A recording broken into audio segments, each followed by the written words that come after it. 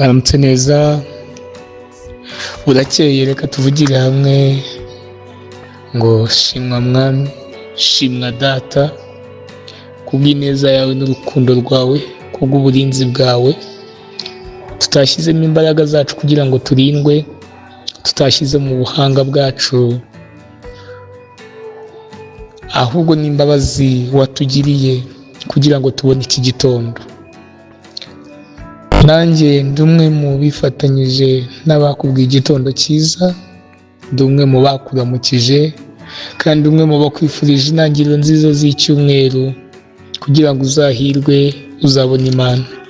Isaa mbiri z'igitondo zirageze, hari abatabonye uburyo bwo kugeza izi saha. Ni itariki 11 z'ukwezi kwa gatanu, umwaka 2026. Tekereza ku myaka ufite, utekereza ko buri mwaka wose wabayeho hari abagiye bawugwamo. Hanyuma ndagira ngo nkwibutse neza yuko muri icyo gihe cyose hari ibitambo Imana yagiye itamba ku buzima bwawe, ariko wowe ukarokoka. Sinshaka kuvuga byinshi, ariko ndagira ngo nkwibutse yuko hari intambara Imana yakurwaniye, nawe ubona ko ari ukuboko kw'Imana kukurokoye, utarokowe n'ikindi, ahubwo warokowe no gushaka kw'Imana. Iki gitondo rero mwifurije amahoro, mwifurije kubona ibyiza, kandi mwifurije kubona Imana.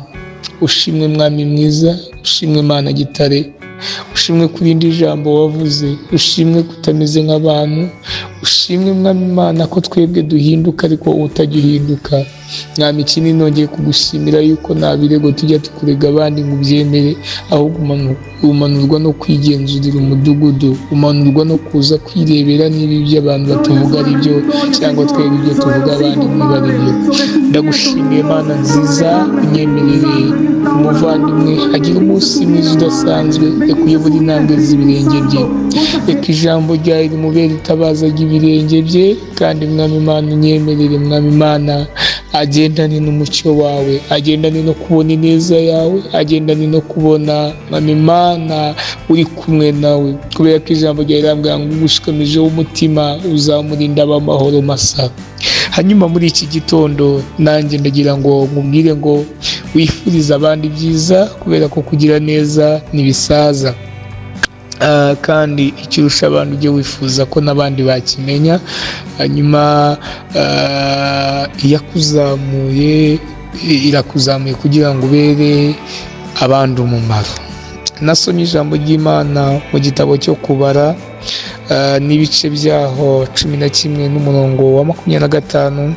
Uwiteka amanukira muri cya gicu avugana nawe, yenda ku mwuka umuriho, amushyira kuri abo bakuru uko ari 70. Nuko umwuka abaguyeho barahanura,